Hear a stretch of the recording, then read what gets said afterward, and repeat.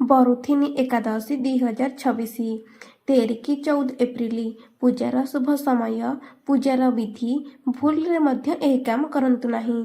ଆଜିର ଭିଡ଼ିଓରେ ଆମେ ଜାଣିବା ବର୍ଷ 2026 ବୈଶାଖ ମାସ କୃଷ୍ଣ ପକ୍ଷରେ ଆସୁଥିବା ବରୁଥିନି ଏକାଦଶୀର ବ୍ରତ କେତେ ତାରିଖରେ, ପୂଜା ବିଧି, ଶୁଭ ସମୟ, ପାରଣର ସମୟ, ପୂଜା ବିଧି ଓ ବ୍ରତର ନିୟମ ବିଷୟରେ।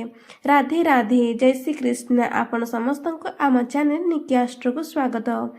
ବୈଶାଖ ମାସର ଶୁକ୍ଳ ପକ୍ଷର ଏକାଦଶୀ ତିଥିକୁ ବରୁଥିନି ଏକାଦଶୀର ବ୍ରତ କରାଯାଇଥାଏ। ଏହି ବ୍ରତ ଭଗବାନ ବିଷ୍ଣୁଙ୍କର ବରାହ ଅବତାରକୁ ସମର୍ପିତ ହୋଇଥାଏ, ଯାହା ସୁଖ ସମୃଦ୍ଧି ଓ ମୋକ୍ଷ ପ୍ରଦାନ କରିଥାଏ ବୋଲି ମନାଯାଏ। ମାନ୍ୟତା ମଧ୍ୟ ଏହା ଯେ ଏହି ଦିନ ଭଗବାନ ବିଷ୍ଣୁ ବରାହ ଅବତାରର ପୂଜା କରିବା ଦ୍ୱାରା ବ୍ୟକ୍ତିର ପାପ ନଷ୍ଟ ହୋଇଥାଏ।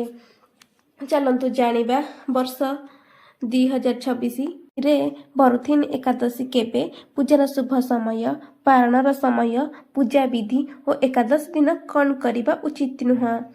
ବରୁଥିନି ଏକାଦଶୀର ଶୁଭ ସମୟ 2026। ବରୁଥିନି ଏକାଦଶୀର ବ୍ରତ 13 ଏପ୍ରିଲରେ ରଖାଯିବ।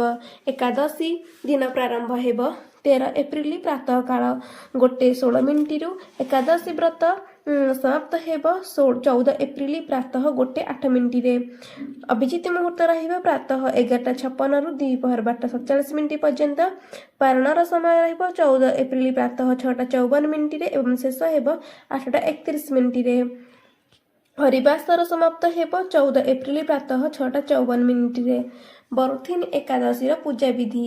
ଏକାଦଶୀ ଦିନ ପ୍ରାତଃ ସ୍ନାନ କରିକି ବ୍ରତର ସଂକଳ୍ପ ନେଇ ଭଗବାନ ବିଷ୍ଣୁଙ୍କୁ ପଞ୍ଚାମୃତରେ ସ୍ନାନ କରି ତିଳକ କରନ୍ତୁ ଏବଂ ହଳଦିଆ ଫୁଲ, ପୁଷ୍ପ ଏବଂ ତୁଳସୀ ଜଳ ତାଙ୍କୁ ଅର୍ପିତ କରନ୍ତୁ ଏବଂ ଓಂ ନମଃ ଭଗବତେ ବାସୁଦେବାୟ ମନ୍ତ୍ର ନିଜ ସାମର୍ଥ୍ୟ ଅନୁସାରେ ଜପ କରନ୍ତୁ ଏବଂ ଏକାଦଶୀର ବ୍ରତ କଥା ପଢ଼ନ୍ତୁ କିମ୍ବା ଶୁଣନ୍ତୁ।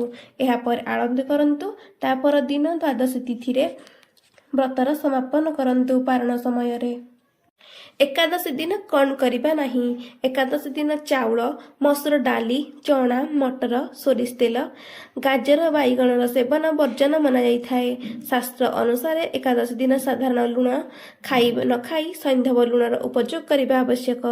ଏହି ଦିନ ଚୁଟି କାଟିବା, ଦାଢ଼ି କାଟିବା, ନଖ କାଟିବା ଭଳି କାର୍ଯ୍ୟ ମଧ୍ୟ ବର୍ଜିତ କରାଯାଇଥାଏ। ଏକାଦଶୀ ଦିନ ତୁଳସୀ ପତ୍ର ତୋଳିବା ମନା କରାଯାଇଥାଏ।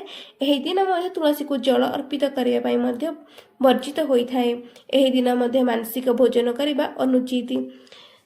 ଆପଣ ସମସ୍ତଙ୍କୁ ଆମ ଭିଡ଼ିଓଟି କିପରି ଲାଗିଲା କମେଣ୍ଟ ମାଧ୍ୟମରେ ନିଶ୍ଚୟ କହିବେ।